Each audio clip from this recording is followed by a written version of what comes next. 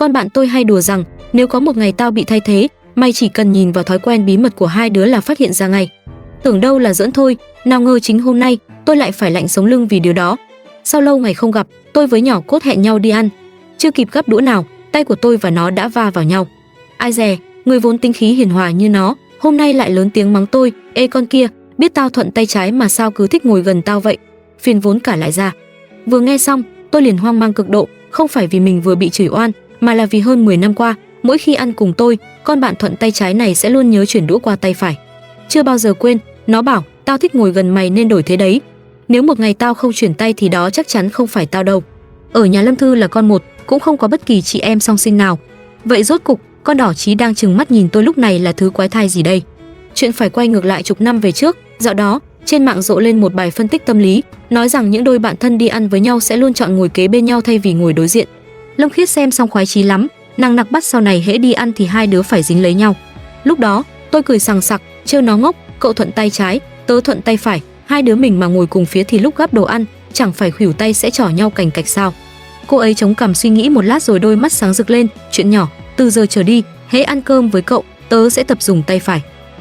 Lúc đầu, tôi cứ nghĩ nó chỉ hứa lèo, được 3 bữa là bỏ cuộc thôi, ai dè, nó làm được thật. Suốt 2 năm trời ròng rã, cứ mỗi lần ngồi cạnh tôi, Lâm Khiết đều chật vật cầm đũa bằng tay phải. Đôi khi theo phản xạ tự nhiên định đưa tay trái ra gắp đồ, cô ấy lại rụt ngay lại, lè lưỡi làm mặt quỷ với tôi như một đứa trẻ bị bắt quả tang làm việc xấu.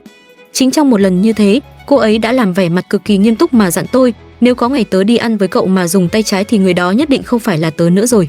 Vẻ mặt trịnh trọng hiếm thấy của cô ấy ngày hôm đó đã khắc sâu vào tâm trí tôi. Thế nhưng ngay lúc này đây, Lâm Khiết nào đó đang thản nhiên dùng tay trái cầm một đôi đũa mới, thuần thục gắp thức ăn bỏ vào bát. Tôi đờ đẫn nhìn chằm chằm vào bàn tay ấy mất vài giây rồi mới cúi xuống nhặt đôi đũa dưới đất lên. Đầu ngón tay tôi bắt đầu run lẩy bẩy, không sao kiểm soát nổi. Người đang ngồi trước mặt tôi, rốt cục là ai? Chẳng lẽ không phải là Lâm Khiết, hay đây chỉ là một trò đùa dai mà cô ấy cố tình bày ra để cho tức tôi? Hay lâu quá nên cô ấy quên giao ước giữa hai đứa rồi?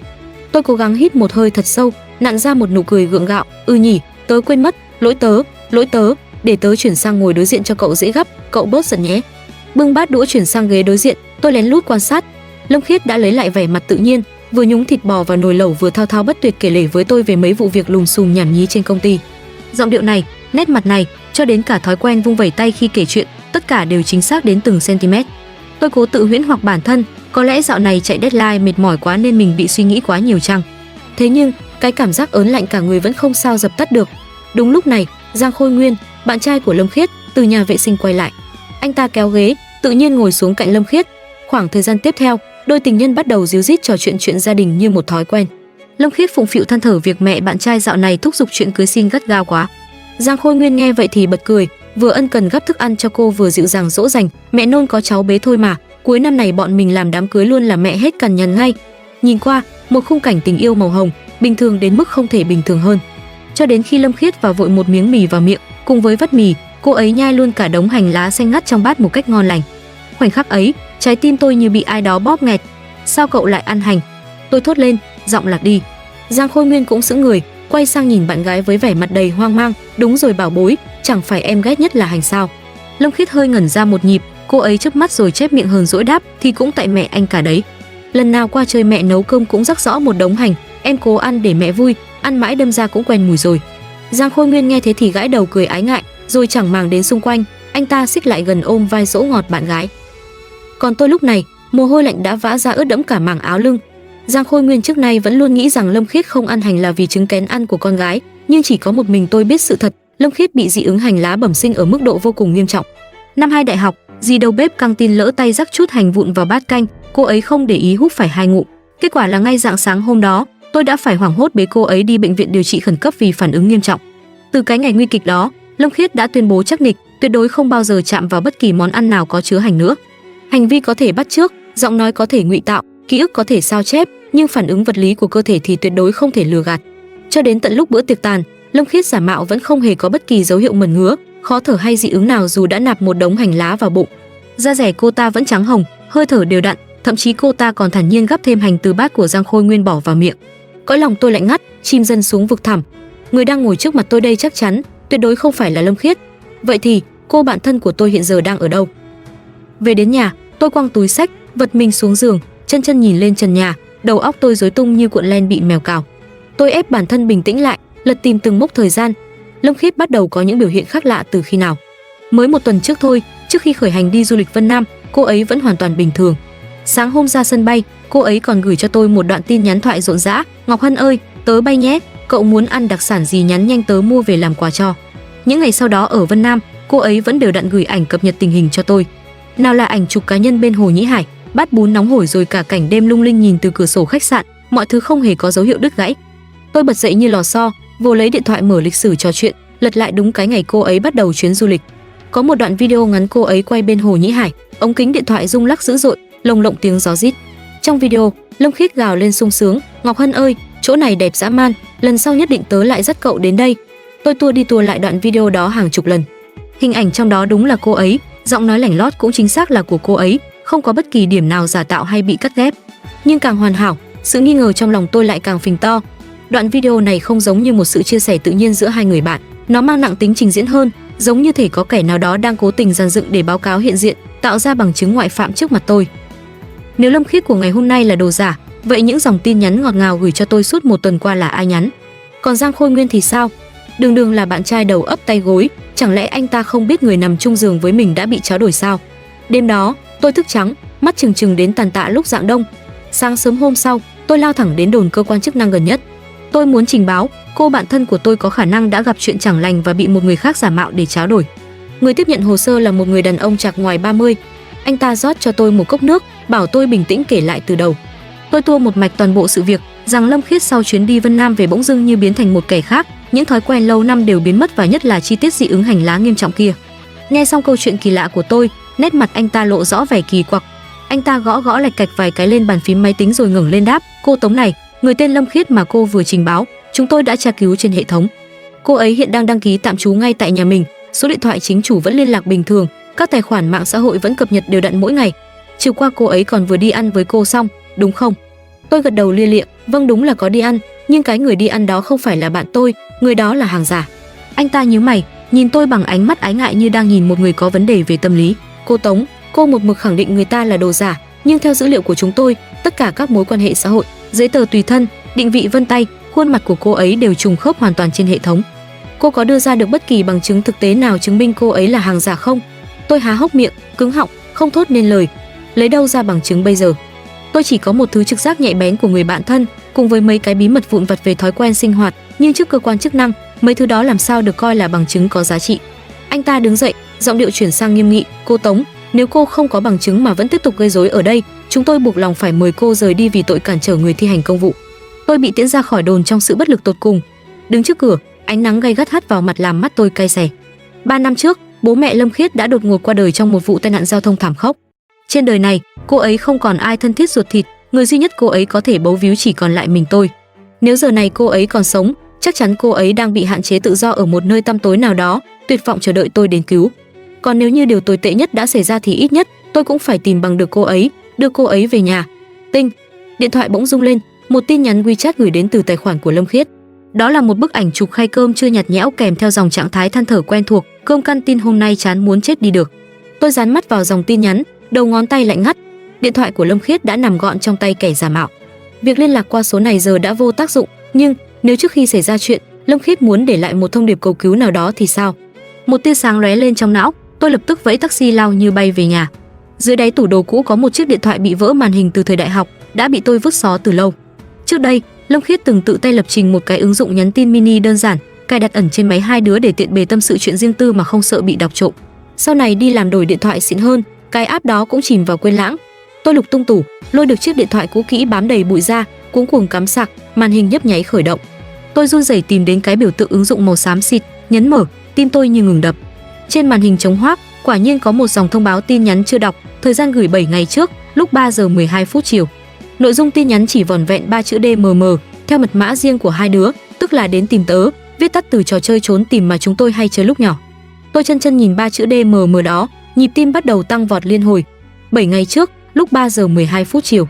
Nếu đối chiếu theo lịch trình bay đã chốt, vào thời điểm đó Lâm Khiết đáng lẽ đang ngồi yên vị trên chuyến bay thẳng tiến Vân Nam. Mà quy định hàng không thì ai cũng rõ, điện thoại phải tắt nguồn hoặc để chế độ máy bay, tuyệt đối không có sóng để gửi đi bất kỳ một tin nhắn online nào, trừ khi cô ấy chưa bao giờ bước chân lên chuyến bay đó. Tay run rẩy, tôi lập tức gọi điện cho tổng đài hãng hàng không. Xin chào, phiền cô kiểm tra giúp tôi danh sách chuyến bay đi Vân Nam vào một tuần trước, xem có hành khách nào tên Lâm Khiết bỏ chuyến, không lên máy bay không. Tiếng gõ bàn phím lạch cạch vang lên qua đầu dây bên kia, vài chục giây chờ đợi mà dài như cả thế kỷ. Rồi nhân viên tổng đài cất giọng đều báo lại, thưa cô, theo ghi nhận của hệ thống, vào ngày hôm đó hành khách Lâm Khiết đã hoàn tất thủ tục check-in lấy vé, nhưng đến giờ chót thì không ra cửa khởi hành và không hề lên máy bay ạ. Toàn thân tôi lạnh toát như vừa bị dội một gáo nước đá. Lâm Khiết chưa từng đi Vân Nam. Vậy cái đoạn video quay cảnh Hồ Nhĩ Hải gửi cho tôi vào chiều hôm đó ở đâu ra? Kẻ nào đã quay? Sự thật đáng sợ dần phơi bày, Lâm Khiết thật đã gặp chuyện từ trước cả khi chuyến bay cất cánh. Đoạn video du lịch kia chỉ là thứ bằng chứng giả tạo do hung thủ dựng lên để che mắt tôi. Và 3 chữ đến tìm tớ gửi qua ứng dụng bí mật kia chính là lời cầu cứu cuối cùng, là manh mối duy nhất mà cô ấy kịp thời để lại cho tôi trước khi hoàn toàn mất liên lạc. Tôi chân nhìn 3 chữ đến tìm tớ, cố gắng vắt óc giải mã ẩn ý đằng sau. Trốn tìm là trò chơi ruột của hai đứa từ hồi còn bé xíu. Ngày xưa ở sân nhà Lâm Khiết có một lưu nước lớn, cô ấy toàn nấp sau bồn hoa cạnh đó và lần nào cũng bị tôi tìm thấy đầu tiên. Nhưng nếu mật mã chỉ đơn giản là cái sân nhà cũ ấy thì quá lộ liễu, hơn nữa, nếu muốn chỉ địa điểm, cô ấy đã không dùng 3 chữ chung chung này. Vậy thì nó đại diện cho cái gì? Tôi nhắm chặt mắt, tua lại trong đầu tất cả những địa danh mà hai đứa từng đi qua. Khu phố cổ ngày xưa đã bị giải tỏa thành bình địa, quán trà sữa trước cổng trường cấp 3 cũng dẹp tiệm từ đời nào. Khu tiệm nét ở khu phố Đại học, nơi hai đứa từng cắm rễ bao đêm, giờ đã bị đập đi xây trung tâm thương mại. Loại trừ hết thảy những chốn cũ, tôi chuyển hướng tư duy sang những nơi hoang vắng, phù hợp cho việc giấu người. Nhà máy bỏ hoang, công trình xây dở hay một công viên ngoại ô lụp xụp, cái nào nghe cũng có vẻ hợp lý nhưng thâm tâm tôi lại thấy sai sai. Tuyệt vọng, tôi mở bản đồ trên điện thoại, ngón tay vô định phóng to rồi thu nhỏ màn hình. Chợt, ánh mắt tôi khựng lại trước tên một ngôi làng nhỏ, Đông Mã Miếu, DMM. Các chữ cái đầu của nó trùng khớp hoàn toàn với cụm từ viết tắt của trò chơi trốn tìm mà chúng tôi hay dùng. Giây phút đó, trực giác của tôi réo lên hồi chuông báo động, Lâm Khiết chắc chắn đang ở đó. Tôi vội vàng phóng to bản đồ để soi kỹ địa hình. Đông Mã Miếu nằm ở tít rìa phía đông thành phố, là một ngôi sơn thôn hẻo lánh cùng cực, nằm lọt thỏm giữa hai khe núi. Nơi này thậm chí còn chẳng có nổi một con đường nhựa đàng hoàng vắt ngang, một vị trí địa lý đắc địa, cô lập với thế giới bên ngoài, cực kỳ hoàn hảo cho việc giữ một ai đó. Dù không nắm chắc 100% nhưng chỉ cần có một tia hy vọng mỏng manh, tôi cũng phải đánh cược. Để tránh bộc lộ ý định, tôi giả vờ nhắn một tin nhắn cho Lâm Khiết, sếp vừa dí đi công tác đột xuất vài ngày, khi nào tớ về mình lại đi ăn bù nhé. Kẻ giả mạo dép lại tức thì, ok, cậu đi đường cẩn thận nha, giọng điệu ngọt ngào, giả tạo không chê vào đâu được. Gác lại nỗi ớn lạnh, tôi vô vội đồ đạc, nhét cục sạc dự phòng và đèn pin vào ba lô rồi nổ máy phóng thẳng lên đường cao tốc. Đông Mã Miếu còn hoang vu hơn cả những gì tôi tưởng tượng. Rời khỏi cao tốc, quốc lộ nhường chỗ cho đường tỉnh lộ nhỏ hẹp rồi biến thành đường làng ngoằn ngoèo. Cuối cùng, ngay cả mặt đường xi măng cũng biến mất, thay vào đó là con đường dài sỏi răm lởm chởm và đất đỏ bụi mù. Đánh vật với vô lăng gần 4 tiếng đồng hồ, rốt cục tôi cũng nhìn thấy phiến đá khắc tên làng. Nhưng ngay khoảnh khắc đó, một luồng khí lạnh buốt chạy dọc sống lưng, mồ hôi lạnh vã ra ướt đẫm áo. Bởi vì nơi hẻo lánh này, tôi đã từng đặt chân đến.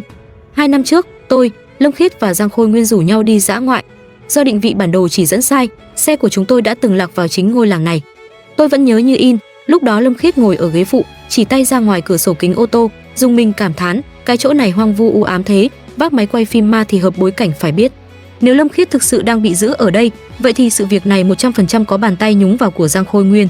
Bởi vì ngày đi dã ngoại hôm đó, chính Giang Khôi Nguyên là người cầm lái, việc cài đặt định vị là do anh ta làm, và việc xe vô tình đi lạc vào ngôi làng hẻo lánh này cũng là do anh ta bẻ lái. Từ đầu đến cuối, chỉ có anh ta là kẻ duy nhất thông thuộc đường đi nước bước tới chốn này. Tôi rụng rời chân tay, tựa lưng vào ghế lái, mãi không sao điều hòa được nhịp thở. Giang Khôi Nguyên và Lâm Khiết đã yêu nhau 3 năm nay, ai nhìn vào cũng phải ngưỡng mộ vì anh ta cưng chiều cô ấy hết mực. Lâm Khiết tăng ca trễ đến mấy, anh ta cũng kiên nhẫn đỗ xe dưới sảnh đợi rước về, trời vừa đổ mưa. Anh ta là người đầu tiên cầm ô xuất hiện, đến ngày mệt mỏi, nước ấm lúc nào cũng được anh ta nấu sẵn, bưng tận giường chăm sóc cho cô. Hai bên gia đình thậm chí đã tính chuyện cưới xin vào cuối năm, lịch chụp ảnh cưới tháng sau cũng đã đặt cọc xong xuôi.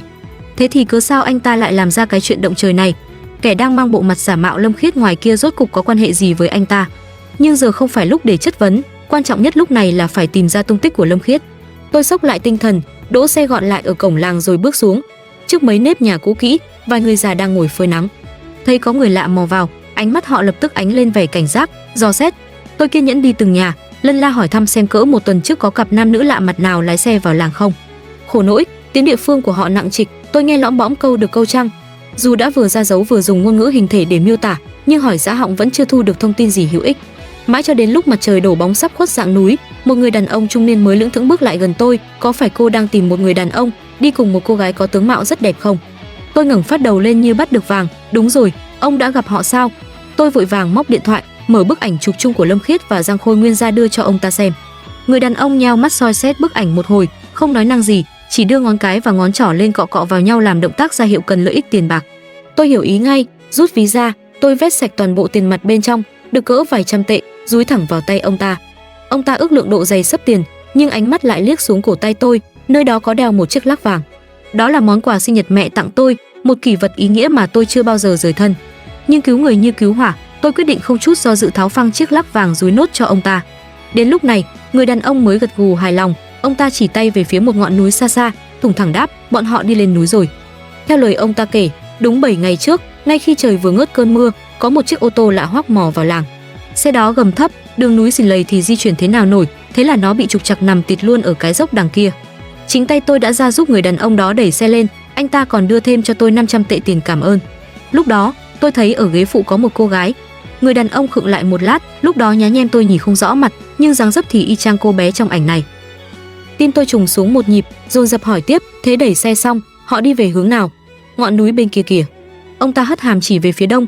Băng qua ngọn núi đó là địa phận của huyện bên cạnh, giáp một khu rừng lớn. Đường xá bên đó hiểm trở, dốc đứng, ngày thường chả có ai dám bén mảng vào đâu. Vậy sau đó ông còn thấy họ quay ra không? Người đàn ông lắc đầu quẩy quậy, không thấy. Trên cái núi đó sóng điện thoại tịt ngóm, làm gì có sóng mà bắt, chẳng có ai chui rúc vào đấy cả. Nhìn theo hướng tay người đàn ông chỉ về ngọn núi tĩnh mịch phía đông, tim tôi đập thình thịch liên hồi. Trời lúc này đã sập tối hẳn, địa hình đường núi thì hiểm trở, tôi lại hoàn toàn mù đường, việc một mình xông pha vào lúc này là hành động không khôn ngoan. Tôi đành lủi thủi quay lại xe ô tô, ngả ghế nằm vật ra, quyết định tá túc tạm một đêm để chờ trời sáng. Đêm đó là một đêm trắng, tôi nhắm mắt nhưng trong đầu chỉ toàn tua đi tua lại những hình ảnh về Lâm Khiết. Nhớ hồi bé tí, cô ấy hay tết tóc vểnh hai bên, mỗi lần cười lại khoe hai chiếc răng khểnh duyên dáng. Lên cấp 2 học đòi cắt tóc ngắn, bị cô chủ nhiệm nhận nhầm, cô nàng giận dỗi mãi mới thôi. Lên đại học, cô ấy biết yêu, rồi lại gặp chuyện buồn tình cảm, tôi đã phải nắm tay cô ấy đi bộ loanh quanh sân vận động để giải sầu. Vừa đi cô ấy vừa sụt sịt, hứa rằng sau này sẽ không bao giờ trao niềm tin cho đàn ông nữa, cho đến khi Giang Khôi Nguyên xuất hiện, cô ấy lại mềm lòng, lại trao gửi niềm tin. Cô ấy từng thủ thỉ với tôi rằng Giang Khôi Nguyên không giống những người khác, anh ta là người duy nhất đối xử thật lòng thật dạ với cô ấy. Ký ức ùa về làm lồng ngực tôi đau thắt, tôi vùi mặt vào vô lăng, những giọt nước mắt lặng lẽ trào ra, nóng hổi, giàn giụa. Giang Khôi Nguyên, rốt cục anh đã làm gì với Lâm Khiết? Rạng sáng hôm sau, khi những tia nắng đầu tiên vừa hé rạng ở chân trời, tôi đã bừng tỉnh. Lần này, tôi không đi loanh quanh trong khu Đông Mã Miếu nữa, mà đạp ga lái xe lao thẳng đến đồn công tác cứu hộ gần nhất. Tôi muốn trình báo khẩn cấp, tôi và bạn thân rủ nhau đi leo núi dã ngoại, nhưng bị lạc mất nhau trên đó, cô ấy hiện giờ vẫn chưa thấy xuống núi. Tôi buộc lòng phải dựng chuyện, bởi lẽ việc một người phụ nữ mất liên lạc không rõ lý do rất khó lập hồ sơ tìm kiếm ngay, nhưng nếu báo cáo có người đi lạc, gặp nạn trên núi hoang, cơ quan chức năng sẽ phải vào cuộc giải cứu ngay lập tức. Quả nhiên y như tôi dự đoán, vừa nghe báo tin có người đi lạc trong rừng sâu, đồng chí trực ban lập tức đổi sắc mặt, gọi điện báo cáo khẩn lên cấp trên. Chỉ chưa đầy 30 phút sau, một đội cứu hộ quy mô gồm 6 người trang bị đầy đủ dụng cụ, cùng 2 chú chó nghiệp vụ tinh nhuệ đã được điều động đến hiện trường, dẫn đầu đội tìm kiếm là đội trưởng Tôn. Một người đàn ông chạc ngoài 40 với nước da sạm đen vì nắng gió. 2 chú chó nghiệp vụ vô cùng nhạy bén, vừa vạch lá vào rừng đã đánh hơi rồi lao vút đi. Càng tiến sâu vào dải rừng âm u, lồng ngực tôi càng thắt lại, nặng trĩu. Nếu Lâm Khiết thực sự ở đây, liệu cậu ấy còn bình an không? Đột nhiên, 2 chú chó sủa dồn dập, điên cuồng lao thẳng về phía trước. Tôi lảo đảo chạy theo, bị bỏ lại phía sau một đoạn. Vừa gạt đám bụi rậm cuối cùng để lao ra bãi đất trống, tôi đã nghe tiếng một người trong đội hét lên xé toạc không gian, phát hiện có dấu vết bất thường. Nằm khuất ngay giữa bãi đất, một cảnh tượng đau lòng hiện ra trước mắt chúng tôi. Có một thi thể không còn nguyên vẹn nằm ở đó, bị tác động nghiêm trọng bởi các yếu tố tự nhiên và động vật hoang dã. Quá trình phân hủy đã diễn ra từ lâu, khiến hình hài biến dạng hoàn toàn, bốc lên thứ mùi khó chịu tàn phá khứu giác. Nhưng tôi vẫn nhận ra, đó là Khích Khích của tôi. Cậu ấy đang mặc chiếc áo hoodie do chính tay tôi đặt may riêng. Trên cổ tay vặn vẹo kia vẫn đeo chuỗi hạt tôi cất công đi thỉnh về. Nhớ lại 3 năm trước, khi tự tay đeo nó cho cậu ấy, tôi còn mỉm cười chúc, hy vọng cậu một đời bình an, sống lâu trăm tuổi. Vậy mà Khích Khích của tôi, năm nay ra đi mới 27 tuổi. Cậu ấy điệu đà, yêu cái đẹp nhường nào cơ chứ. Mỗi sáng đi làm phải mất bao nhiêu thời gian chăm chút, trước khi ra cửa còn phải ngắm nghía kỹ càng trước gương. Vậy mà giờ đây, cô gái ngốc nghếch ấy lại phải nằm lại giữa vũng bùn lầy hoang vắng này. Hai chân tôi nhũn ra, quỵ sụp xuống đất, cả cơ thể run lên bần bật, tôi khóc không thành tiếng. Đội trưởng Tôn bước tới, bàn tay dày dặn vỗ nhẹ lên vai tôi, trầm giọng, cô về đồn trước đi. Tôi như một cái xác không hồn, thất thiểu theo ông ấy rời khỏi hiện trường. Thi thể Lâm Khiết sau đó cũng được đưa về cơ quan chuyên môn để khám nghiệm, xác định nguyên nhân. Tôi chẳng nhớ mình đã vượt qua ngày hôm ấy thế nào, đầu óc hoàn toàn trống rỗng, cho đến khi đội trưởng Tôn gọi tôi vào một căn phòng kín. Chúng tôi đã tìm thấy một thứ nạn nhân cố tình để lại cho cô, ngay bên trong cơ thể cô ấy. Tôi sững sờ, bên trong cơ thể. Đội trưởng Tôn cắm một chiếc thẻ nhớ siêu nhỏ vào máy tính. Rất nhanh, âm thanh vang lên, mở đầu là những tiếng sột soạt gấp gáp, như thể có người đang trườn bò qua bụi cỏ rậm rạp để lẩn trốn. Kèm theo đó là tiếng thở dốc nặng nề, dồn dập, rồi giọng nói quen thuộc của Lâm Khiết vang lên, nghẹn ngào vì sợ hãi. Ngọc Hân, nếu cậu nghe được đoạn ghi âm này, chứng tỏ tớ đã gặp nguy hiểm rồi. Tớ có một bí mật cực kỳ quan trọng, bắt buộc phải nói cho cậu biết. Đoạn băng vẫn tiếp tục, giọng Lâm Khiết đứt quãng xen lẫn tiếng bước chân chạy thục mạng. Ngọc Hân, nếu một ngày cậu phát hiện có kẻ biến thành tớ, cậu nhất định phải cẩn thận. Âm thanh xèo xèo nhiễu sóng. Giang Khôi Nguyên, anh ta. Bịch, một tiếng va đập trầm đục vang lên, dường như cậu ấy vừa vấp ngã. Ngay giây tiếp theo, tiếng bước chân dồn dập của kẻ truy đuổi dội đến mỗi lúc một gần. Khiết Khiết, tôi mất kiểm soát, vô thức gào lên với chiếc loa vô tri, như thể cậu ấy có thể nghe thấy. Nhưng Lâm Khiết không thể nói thêm gì nữa, trong loa chỉ còn lại tiếng thở tuyệt vọng, tiếng cành cây quất xé màng áo và tiếng bước chân đang ép sát. Tiếp đó là một tiếng sột soạt ma sát mạnh, như thể một vật nhỏ bị ném vội vào bụi cỏ. Cuối cùng, giọng Lâm Khiết thều thào, mỏng như sợi chỉ, gần như bị gió cuốn đi. Ngọc Hân, cậu thừa biết thứ tớ quý trọng nhất là gì mà, cậu biết mà. Đoạn ghi âm ngắt phụt, căn phòng chìm vào sự tĩnh lặng đến rợn người. Đội trưởng Tôn ấn nút tắt file audio, ngước lên nhìn tôi, giải thích, con chip này được trích xuất từ các chất chứa trong cơ thể của nạn nhân. Nó là bộ phận lõi của một chiếc máy ghi âm mini, có vẻ trước khi xảy ra chuyện, cô ấy đã phá nát thiết bị rồi nuốt con chip này vào bụng. Tôi cắn chặt môi dưới, cắn mạnh đến mức khoang miệng ứa ra vị tanh nồng. Cô ấy biết mình đã cạn đường sống, biết không thể thoát khỏi bàn tay kẻ xấu, nên cô ấy chọn cách nuốt chiếc thẻ nhớ này xuống, bởi cô ấy hiểu, chỉ cần tìm thấy cô ấy, đoạn ghi âm này sẽ không bao giờ biến mất. Lâm Khiết đã đánh cược bằng chính mạng sống của mình để truyền lại lời cảnh báo cuối cùng cho tôi. Cô Tống, đội trưởng Tôn đẩy một cốc nước ấm về phía tôi, cô ổn chứ? Tôi vươn tay nhận lấy cốc nước, nhưng đôi bàn tay run rẩy dữ dội khiến nước sóng sánh, hắt ướt quá nửa ra mặt bàn. Cô ấy dùng từ thứ quý trọng nhất, cô có đoán được là gì không? Tôi không đáp, bản thân tôi cũng đang quay cuồng suy nghĩ. Đây chính là manh mối thứ hai mà cô ấy để lại, đến tìm tớ là thứ nhất và thứ quý trọng nhất là thứ hai. Tôi nhắm nghiền mắt, liều mạng lục lọi lại từng góc ký ức. Thứ mà Lâm Khiết quý trọng nhất trên đời này là gì? Cô ấy đã từng nói rất nhiều lần. Cô ấy luôn bảo, thứ quý giá nhất chính là tôi, người bạn tri kỷ đã kề vai sát cánh bên cô ấy suốt 27 năm trời. Nhưng nếu đáp án chỉ đơn giản là tôi thì cô ấy đã chẳng cất công dùng cách gián tiếp này để nhắn nhủ, chắc chắn phải là một thứ vật chất khác. Tôi bật dậy như lò xo, đội trưởng Tôn, tôi cần đi đến một nơi ngay bây giờ. Ở đâu? Nghĩa trang, nơi chôn cất bố mẹ của Lâm Khiết. Bố mẹ Lâm Khiết an nghỉ tại nghĩa trang Thanh Sơn ở ngoại ô thành phố. Vụ tai nạn giao thông thảm khốc 3 năm trước đã cướp đi sinh mạng của cả hai người trong cùng một lúc. Lúc bấy giờ, Lâm Khiết đau buồn khôn xiết, đứng còn không vững, chính tay tôi đã phải dìu cô ấy lo liệu từ đầu đến cuối tang lễ. Ngôi mộ là loại mộ đôi, ốp đá cẩm thạch đen tuyền, bên trên khắc rõ tên tuổi và năm sinh năm mất của hai bác, ngay bên dưới tấm bia là nơi chứa hũ cho cốt, được niêm phong kín bằng một phiến đá. Tôi quỳ sụp trước bia mộ, ngón tay run rẩy sờ soạng dọc theo mép phiến đá. Phiến đá bị lỏng. Tim tôi giật thót, đập loạn xạ trong lồng ngực. Tôi dồn sức cậy tung phiến đá ra, để lộ phần không gian tối om bên trong. Nằm lặng lẽ ngay sát cạnh hai hũ cho cốt là một chiếc phong bì bằng giấy da, được nhét căng phồng. Tôi lôi chiếc phong bì ra, những ngón tay lúng túng xé miệng niêm phong. Bên trong là một xấp tài liệu dày cộp. Đập ngay vào mắt tôi, nằm ở tờ trên cùng là một bản báo cáo giám định quan hệ huyết thống ADN. Kết luận trên bản báo cáo chỉ rõ, Lâm Khiết và một người phụ nữ tên Lâm Lê có xác suất là chị em ruột cùng cha cùng mẹ lên tới 99,99%. Đầu óc tôi như có hàng ngàn con ong bay vo ve. Lâm Lê, Lâm Khiết trên đời này lại còn có một người chị gái ruột thịt song sinh sao? Tay run rẩy, tôi lật tiếp những trang bên dưới. Tài liệu thứ hai là một bản thỏa thuận tặng cho cổ phần. Nội dung ghi rành rành, Lâm Khiết tự nguyện chuyển nhượng không hoàn lại 15% cổ phần của tập đoàn Lâm Thị đang đứng tên mình cho Lâm Lê. Ngày ký kết là ngày 20 tháng 3 năm 2026, tức là chỉ đúng 2 ngày trước khi Lâm Khiết lên đường đi du lịch Vân Nam. Phía cuối văn bản có đầy đủ chữ ký sống, điểm chỉ vân tay của Lâm Khiết và dấu mộc đỏ chót của cơ quan công chứng. Đây là một văn bản hoàn toàn hợp pháp. Tôi ôm ghì xấp tài liệu vào lòng, nước mắt thi nhau rơi bộp bộp, ướt nhòe cả trang giấy. Từ khi bố mẹ đột ngột qua đời, cô ấy vẫn thường yếu lòng tâm sự với tôi. Ngọc Hân à, có những lúc tớ thấy mình cô độc đến kinh khủng, cứ như đang chơi vơi giữa không trung mà dưới chân chẳng có lấy một điểm tựa. Thế nên, khi đột ngột phát hiện ra bản thân vẫn còn một người chị gái ruột thịt song sinh, cùng chung dòng máu, cùng chui ra từ một bụng mẹ, chắc cô ấy đã sung sướng đến phát điên. Tôi nhớ lại trước ngày xách vali đi du lịch, cô ấy đã ôm chầm lấy tôi, hớn hở hứa hẹn, Ngọc Hân, đợi tớ đi chơi về, tớ sẽ công bố cho cậu một tin vui cực khủng. Tin vui mà cô ấy úp mở chính là chuyện này đây. Cô ấy muốn cắt đi một nửa số tài sản lớn của mình để tặng cho người chị gái ruột bao năm thất lạc, thậm chí cô ấy còn sốt sắng đến mức chưa kịp đi chơi về đã vội vàng ký sẵn mọi giấy tờ chuyển nhượng. Nhưng bây giờ, hình ảnh kẻ mang gương mặt giống hệt Lâm Khiết lại hiện lên trong đầu tôi. Rất có thể, Chính người chị gái mang chung dòng máu ấy đã ra tay với em gái mình để chiếm đoạt tất cả. Tôi siết chặt xấp tài liệu đến nhàu nát, toàn thân run lên bần bật vì phẫn nộ và xót xa. Đội trưởng Tôn đứng lặng phía sau tôi một hồi lâu, rồi mới trầm giọng cất lời, toàn bộ tài liệu này cần phải được Niêm Phong mang về đồn làm bằng chứng. Cô Tống về nghỉ ngơi trước đi, mọi chuyện còn lại cứ để chúng tôi lo. Tôi lắc đầu quẩy quậy, tôi không về, tôi muốn ở lại đây để nhìn cô ta. Nhìn ai cơ? Nhìn Lâm Khiết. Bên trong phòng làm việc chuyên môn, đội nghiệp vụ vẫn đang ráo riết tiến hành khám nghiệm. Tôi ngồi thu lưu trên băng ghế dài ngoài hành lang sực mùi thuốc sát trùng, mắt chân chân nhìn bức tường trắng toát đối diện, trong đầu tôi bắt đầu tư lại, chắp vá từng chi tiết vụn vặt nhất. Lâm Lê, chị gái song sinh của Lâm Khiết, hai người họ sở hữu khuôn mặt giống nhau như hai giọt nước. Chính vì vậy, Giang Khôi Nguyên mới có thể ngang nhiên để Lâm Lê đóng giả Lâm Khiết một cách chót lọt, không đơn thuần chỉ là ngoại hình. Lâm Lê chắc chắn đã phải dành ra một khoảng thời gian rất dài để học thuộc lòng mọi thứ về em gái mình. Từng ngữ điệu khi nói, từng thói quen sinh hoạt nhỏ nhặt, cách đối nhân xử thế và cả những tiểu tiết nhỏ nhất giữa cô ấy và tôi. Nhưng một người chị thất lạc, làm sao Lâm Lê có thể nắm rõ Lâm Khiết đến mức chân tơ kẽ tóc như vậy? Đáp án chỉ có một, Giang Khôi Nguyên. Giang Khôi Nguyên là bạn trai kề vai sát cánh của Lâm Khiết suốt 3 năm dòng dã.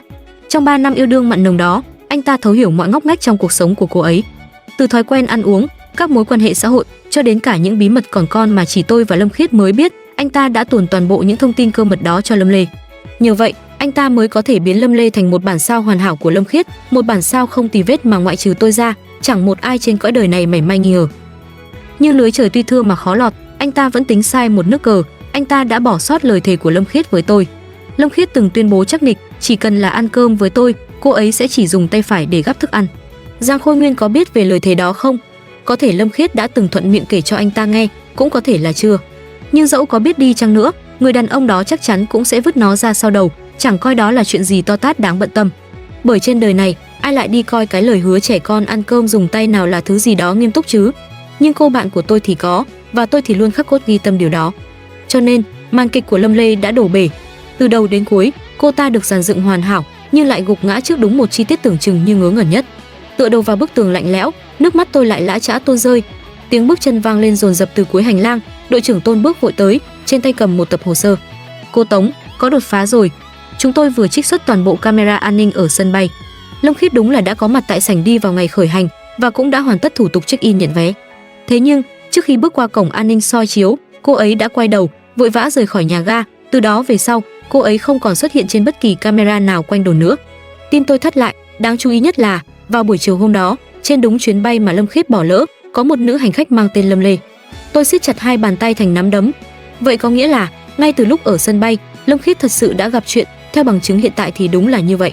Đội trưởng Tôn khựng lại một lát, giọng đanh thép. Ngoài ra, lực lượng trinh sát đã xác định được chính xác nơi ẩn náu của Giang Khôi Nguyên và Lâm Lê. Lệnh bắt giữ khẩn cấp sẽ được triển khai ngay trong đêm nay.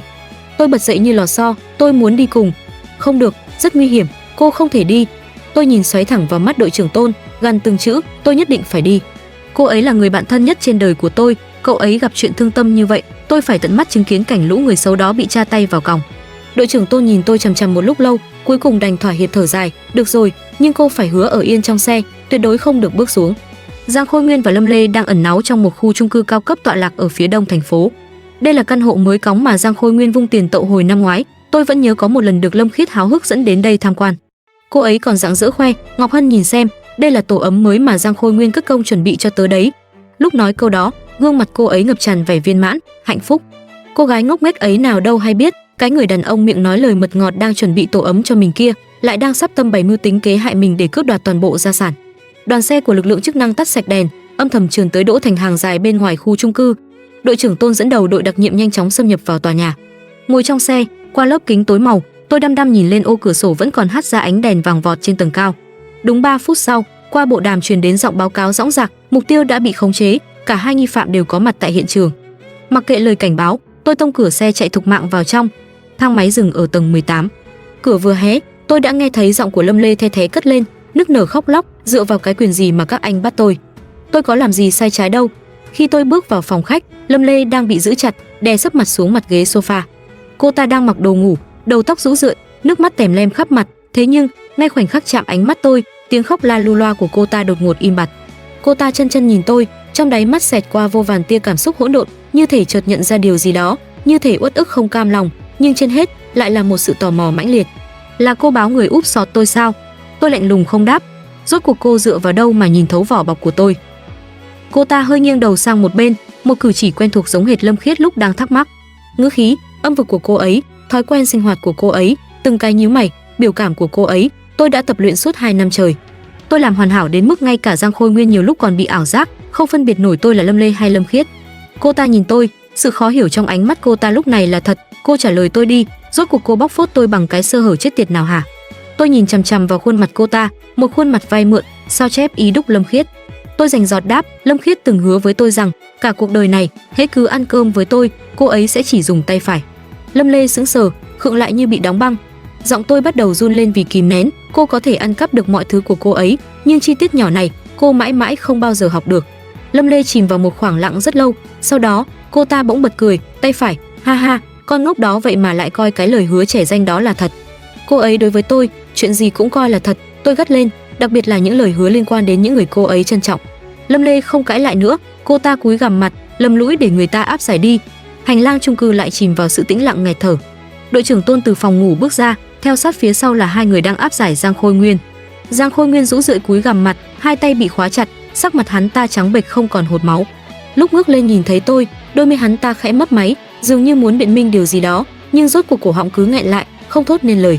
Nhìn bộ dạng thảm hại của hắn ta, bên tai tôi lại văng vẳng câu nói ngày xưa của Lâm Khiết, Giang Khôi Nguyên không giống những gã đàn ông tồi tệ khác đâu, anh ấy thực sự đối xử rất tốt, rất thật lòng với tớ. Khiết Khiết à, mắt nhìn người của cậu, thực sự là sai lầm đến mức phải trả giá bằng cả mạng sống rồi. Cuộc lấy lời khai chính thức bắt đầu vào sáng ngày hôm sau. Tôi vốn đinh ninh rằng với bản tính xảo quyệt của bọn chúng sẽ chối tội, sẽ vung tiền thuê người biện hộ, sẽ dùng trăm phương ngàn kế để lách luật, chối bay chối biến, nhưng không, bọn chúng không hề làm vậy. Trong phòng hỏi cung, khi đội trưởng Tôn ném bản báo cáo kết quả khám nghiệm xuống trước mặt Giang Khôi Nguyên chân nhìn vào tờ giấy định mệnh đó, nhìn chằm chằm suốt 5 phút đồng hồ không chớp mắt, và rồi hắn ta bật khóc nức nở. Là tôi tự tay làm hại cô ấy, hắn ta cúi đầu thú nhận, mọi chuyện hoàn toàn do một tay tôi làm, không hề liên quan gì đến Lâm Lê cả. Xin các người hãy thả cô ấy ra đi. Ngồi ở phòng sát vách, Lâm Lê nghe được lời thú tội đó liền bật khóc nức nở, không phải anh ấy, là tôi xui anh ấy làm. Các người muốn kết án thì cứ nhắm vào tôi đây này. Cái bộ dạng tranh nhau nhận tội của hai kẻ hại người, trông chẳng khác nào một đôi uyên ương tình sâu nghĩa nặng. Thế nhưng bọn chúng có biết đâu, thi thể của Khiết Khiết lúc này vẫn còn chưa được yên nghỉ. Cuộc thẩm vấn kéo dài trọn vẹn một ngày trời, mãi đến khi màn đêm buông xuống, bọn chúng mới chịu khai ra toàn bộ chân tướng, một sự thật tàn nhẫn vượt xa mọi sự tưởng tượng của tôi. 27 năm trước, mẹ của Lâm Khiết hạ sinh một cặp song sinh. Nhà họ Lâm ở địa phương vốn là một gia tộc lớn, với ông nội Lâm Khiết là người nắm quyền sáng lập tập đoàn Lâm Thị. Kèn nỗi, lão già đó mang tư tưởng định kiến cực kỳ nặng nề, lúc nào cũng khao khát có một đứa cháu trai. Việc đẻ một lúc hai đứa cháu gái khiến mẹ Lâm Khiết phải nuốt bao nhiêu trái đắng và chịu muôn vàn ánh mắt ghẻ lạnh trong nhà. Đúng lúc đó, một người xem bói phán rằng trong cặp song sinh này, đứa chị mang mệnh xấu, sẽ phá nát gia can, mang lại tai họa.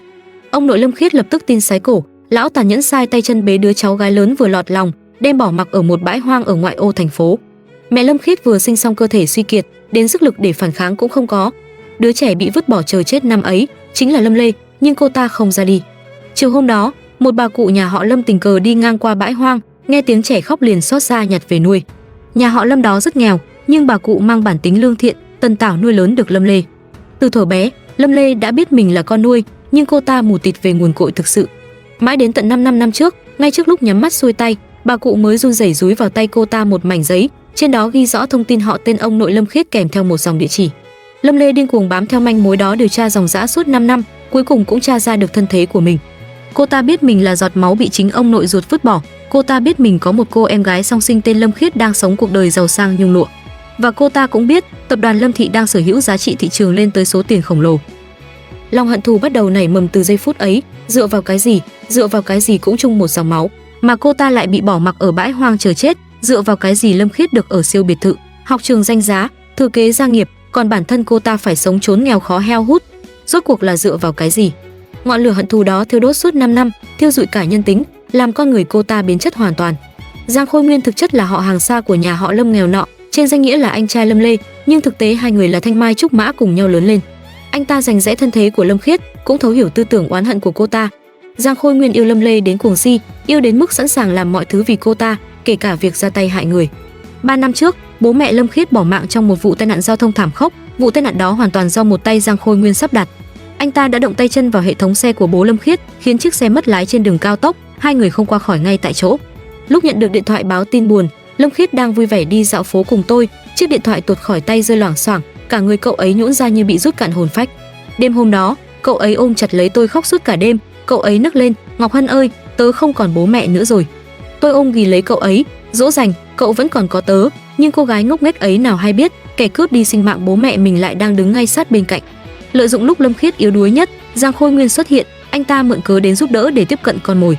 Anh ta diễn vai một người dịu dàng, chu đáo, thấu tình đạt lý. Anh ta kề vai sát cảnh giúp cô vượt qua những ngày tháng tăm tối nhất, lo liệu mọi việc cho bố mẹ, rồi giúp cô tiếp quản công việc của tập đoàn Lâm Thị. Việc Lâm Khiết yêu anh ta gần như là chuyện hiển nhiên. Giang Khôi Nguyên không giống những người khác đâu. Lâm Khiết từng thủ thỉ với tôi bằng ánh mắt sáng long lanh, anh ấy đối xử thật lòng thật dạ với tớ. Lúc đó, tôi đã tin, chúng tôi đều đã tin. Suốt 3 năm ròng rã, Giang Khôi Nguyên đã tuồn sạch mọi thông tin về Lâm Khiết cho Lâm Lê. Sở thích của cô ấy, thói quen sinh hoạt, vòng tròn xã giao và quan hệ của cô ấy với từng người một. Anh ta thậm chí còn chi tiền cho Lâm Lê phẫu thuật thẩm mỹ chỉnh sửa, khiến khuôn mặt hai người càng trở nên khó phân biệt. Lâm Lê dùng trọn 2 năm để biến mình thành một Lâm Khiết thứ hai, từ cách nói chuyện, dáng đi cho đến thói quen ăn uống. Kế hoạch của bọn chúng là để Lâm Lê thay thế Lâm Khiết, thâu tóm tập đoàn Lâm Thị. Dưới tên Lâm Khiết đang đứng 30% cổ phần của tập đoàn, trị giá số tiền rất lớn. Chỉ cần Lâm Lê thay thế thành công, toàn bộ số tiền đó sẽ tự động chui vào túi cô ta và Giang Khôi Nguyên. Vốn dĩ, kế hoạch không hề định tiến hành vội vã như vậy, Lâm Lê vẫn cần thêm thời gian để học hỏi mọi thứ về Lâm Khiết, cần thêm vô số lần luyện tập để đảm bảo không lộ ra sơ hở. Thế nhưng ngay tại sân bay, Lâm Khiết đã vô tình nghe lén được cuộc điện thoại Giang Khôi Nguyên gọi cho Lâm Lê.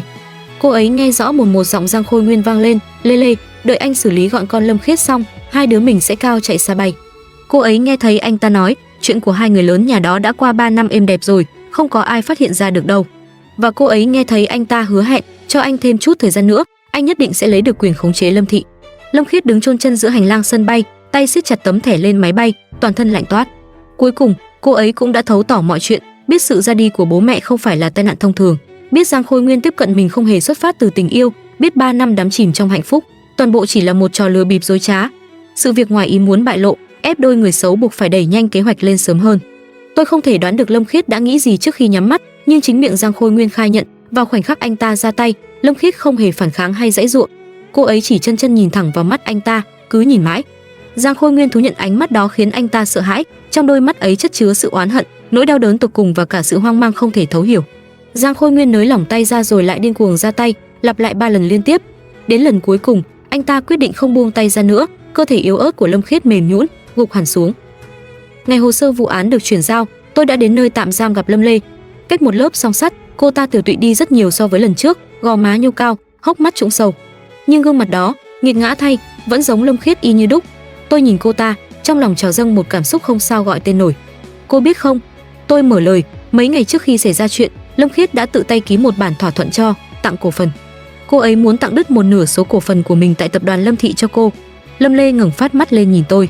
Cô ấy muốn tặng đứt một nửa số cổ phần của mình tại tập đoàn Lâm Thị cho cô 15% cổ phần. Tôi nhấn mạnh, cô ấy thậm chí còn không đợi gặp cô một lần, đã sốt sáng ký sẵn thỏa thuận từ trước rồi. Bởi vì cô ấy coi cô là người thân, là ruột thịt, là chị gái của cô ấy đã vui sướng đến nhường nào. Trước khi đi du lịch, cô ấy đã ôm chầm lấy tôi, hớn hở khoe, "Ngọc Hân, đợi tớ đi chơi về, tớ sẽ công bố cho cậu một tin vui cực khủng." Cái tin vui mà cô ấy ấp ủ, chớ trêu thay, lại chính là cô. Môi Lâm Lê bắt đầu run rẩy bần bật, cô ấy hoàn toàn không biết cô mang lòng oán hận cô ấy. Tôi gắt lên, cô ấy không hề biết cô đã dành thanh xuân suốt 2 năm trời để học cách sao chép cô ấy, là để cướp đoạt cuộc sống của cô ấy, hại cô ấy. Cô ấy chỉ biết rằng, trên cõi đời này, cô ấy không một mình nữa, giờ cô ấy đã có thêm một người thân. Thế nhưng người chị gái ruột thịt ấy, cùng với kẻ mà cô ấy tin tưởng nhất, lại hợp mưu hại cô ấy. Lâm Lê cúi gằm mặt xuống, tôi nhìn thấy hai bả vai cô ta đang run lên từng đợt, cô ta không nói gì. Từ đầu chí cuối, không cậy miệng thốt ra nửa lời. Tôi không rõ cô ta đang nghĩ gì, có thể là đang cắn rứt hối hận, cũng có thể là không, hoặc cô ta chỉ đang ám ảnh về hình bóng người con gái có khuôn mặt y hệt mình. Trong những ngày cuối đời, vẫn còn ngập tràn vui sướng chờ đợi khoảnh khắc được nhận lại chị gái ruột. Tôi đẩy ghế đứng dậy, xoay người bước ra cửa, chợt tôi dừng lại một nhịp, à phải, còn một chuyện nữa. Tôi không quay đầu lại, Lâm Khiết đã từng hạnh phúc vì biết bản thân có một người chị gái như cô, đáng tiếc thay, danh xưng cao quý đó bây giờ cô vĩnh viễn không còn tư cách để chạm vào nữa. Phía sau lưng tôi lập tức vang lên một tiếng nấc nghẹn ngào bị đè nén, tôi không ngoái đầu, lạnh lùng bước thẳng. 3 tháng đằng đẵng trôi qua, phiên tòa cuối cùng cũng tuyên án. Giang Khôi Nguyên phạm tội nghiêm trọng, bị tuyên mức án cao nhất là cách ly vĩnh viễn khỏi đời sống xã hội, tước bỏ quyền công dân suốt đời. Lâm Lê phạm tội đồng phạm và lừa đảo chiếm đoạt tài sản, lĩnh bản án cao nhất nhưng được hoãn thi hành 2 năm. Ngày tòa chốt hạ bản án, tôi cáo vắng mặt. Tôi chọn cách ngồi lặng lẽ trước mộ Lâm Khiết suốt cả một ngày dài. Hôm đó thời tiết rất đẹp, Từng tia nắng vàng ươm rải đều lên phiến đá, sưởi ấm nụ cười rạng rỡ của Lâm Khiết trong di ảnh. Đó là bức chân dung mà cậu ấy ưng ý nhất, chụp vào ngày lễ tốt nghiệp đại học. Cậu ấy mặc bộ lễ phục cử nhân, khẽ nghiêng đầu cười tươi, khoe trọn hai chiếc răng khểnh duyên dáng. Tôi mang đến cho cậu ấy một bó cúc họa mi trắng muốt, loài hoa rực rỡ mà cậu ấy yêu nhất. Kèm theo đó là một ly trà sữa khoai môn trân châu, giảm đường thêm đá lạnh, chuẩn cái vị mà lần nào lượn phố cậu ấy cũng nằng nặc đòi mua. Tôi đặt ly trà sữa cẩn thận trước bia mộ, gập chân ngồi xuống, tựa lưng vào phiến đá lạnh lẽo. Khiết Khiết à, tòa tuyên án rồi đấy, Giang Khôi Nguyên lĩnh án cao nhất, còn Lâm Lê cũng nhận án tương tự nhưng được hoãn thi hành 2 năm. Một cơn gió dịu dàng lướt qua, cuốn theo hương thơm ngai ngái của cỏ non. Sự ra đi của hai bác cũng được lôi ra ánh sáng rồi, là do một tay Giang Khôi Nguyên dàn dựng. Tòa đã xử chung một mẻ luôn rồi, bản thỏa thuận chuyển nhượng cổ phần cậu ký, tớ đã bàn giao toàn bộ cho luật sư, chuyện nội bộ bên tập đoàn Lâm Thị, tớ cũng ra mặt dẹp loạn êm xuôi thay cậu rồi. 15% cổ phần cậu định dâng cho Lâm Lê ấy, theo luật, sau khi cô ta dính án thì số tài sản đó đã tự động bị thu hồi. Tôi im lặng một hồi lâu, hít một hơi sâu, còn một chuyện nữa, tập đoàn nhà tớ đã chính thức tiếp quản Lâm Thị rồi. Cậu đừng có dỗi nhé, tớ không hề có ý trục lợi đâu, tớ chỉ là không đành lòng đứng nhìn tâm huyết của cậu rơi vào tay kẻ xấu. Tớ giúp cậu giữ lấy nó, bố tớ duyệt rồi, Lâm Thị vẫn sẽ giữ nguyên cái tên Lâm Thị, một chữ cũng không đổi, cái biển hiệu danh giá nhà cậu, tớ sẽ canh giữ cho cậu đến cùng. Tôi ngước bờ mi đẫm lệ lên nhìn Lâm Khiết trong bức ảnh, cô ấy vẫn nở nụ cười vô tri như chưa từng nếm trải cơn ác mộng trần gian nào. Ánh mặt trời vàng rực rỡ, những đóa cúc họa mi bung nở trắng ngần, ly trà sữa quen thuộc vẫn nằm ngay ngắn ở đó, vài giọt nước li ti đọng đẫm trên chiếc ống hút. Mọi thứ trên đời vẫn thế, trái đất vẫn quay, cuộc sống vẫn tiếp diễn, chỉ là từ nay tớ đã mãi mất đi cậu rồi. Câu chuyện đến đây là kết thúc, mong rằng mọi điều tốt đẹp sẽ luôn ở lại bên những người lương thiện. Các bạn thân mến, câu chuyện khép lại nhưng để lại một nỗi bàng hoàng sâu sắc về sự biến chất của lòng người trước vòng xoáy của danh vọng và tiền tài. Người ta thường nói, thứ khó nhìn thấu nhất chính là lòng người. Giang Khôi Nguyên đã dựng lên một vở kịch yêu thương hoàn mỹ suốt 3 năm để làm vỏ bọc cho một âm mưu máu lạnh. Sự tàn nhẫn ấy càng đáng sợ hơn khi nó cộng hưởng với ngọn lửa hận thù mù quáng của Lâm Lê, người chị song sinh bị bỏ rơi từ thuở lọt lòng. Kịch tính và đau đớn nhất là khi Lâm Khiết bước vào cái bẫy tử thần với một trái tim ngập tràn tình thân, sẵn sàng dâng một nửa sản nghiệp cho người chị thất lạc mà không hề biết thứ đón đợi mình lại là sự tước đoạt mạng sống. Thế nhưng, lưới trời tuy thưa nhưng khó lọt, kẻ thủ ác có thể tính toán chi ly từ dáng đi, giọng nói cho đến việc ép cơ thể làm quen với món ăn dị ứng để tạo ra một bản sao không tì vết. Nhưng bọn chúng đã thất bại hoàn toàn trước sức mạnh của một tình bạn tri kỷ 27 năm. Lời hứa ăn cơm bằng tay phải, một chi tiết tưởng chừng trẻ con, ngớ ngẩn, lại chính là chiếc chìa khóa vạn năng, bẻ gãy mọi sự ngụy tạo tinh vi nhất. Kẻ giả mạo có thể sao chép ngoại hình, học thuộc ký ức, nhưng vĩnh viễn không bao giờ có được sự kết nối thiêng liêng từ tâm hồn của những người thật sự trân trọng nhau. Lâm Khiết đã ra đi, nhưng niềm tin tuyệt đối cô gửi gắm vào người bạn thân thông qua con chip ghi âm trong bụng đã được đền đáp. Ngọc Hân đã tìm ra cô, đòi lại công lý và giữ vẹn toàn tâm huyết của gia đình cô. Câu chuyện là một lời cảnh tỉnh sâu sắc về lòng tin trong cuộc sống hiện đại. Đôi khi, những thứ hoàn hảo nhất, ngọt ngào nhất xung quanh ta lại chính là những thứ mang độc tính cao nhất. Hãy trân trọng những người bạn tri kỷ thực sự, những người nhìn thấu thói quen của bạn, và hãy luôn giữ cho mình một cái đầu lạnh để bảo vệ bản thân trước những cạm bẫy vô hình của lòng tham con người.